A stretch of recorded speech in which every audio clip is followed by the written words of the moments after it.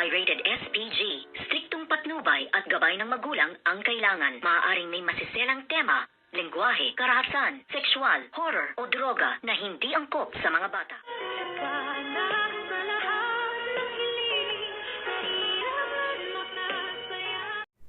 Good morning and welcome sa aking munting channel sa nalalapit na pagtatapos ng abot kamay na pangarap. Kaawa-awa naman ng ating bidang genius na si Dr. Annalyn Santos. Siya na naman ang naipit at pinag-initan nga ng bruhang si Zoe na dapat sana si Doc Carlos ngayon na nakaratay nga sa Apex Medical Hospital ang binibigyan nga ng atensyon dahil ito nga ay siyang tunay na killer sa dami nga ng kanyang pinatay.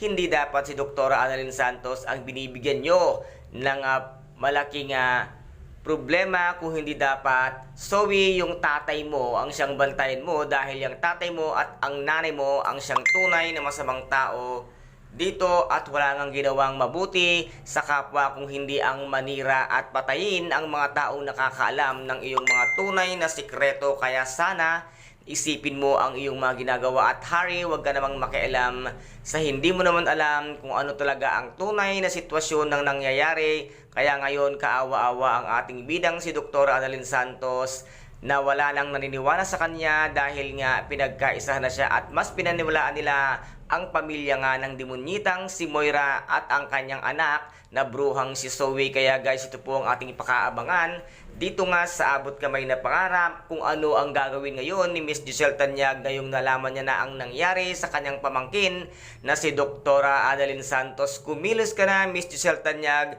para naman maipagtanggol mo ang iyong pamangkin na si Dr. Annalyn Santos. Kaya guys, kung nagustuhan po ninyo ang aking videos for today, paki-subscribe na lamang po ng aking channel, paki-like and share para maging update kayo sa lahat ng gagawin kong videos.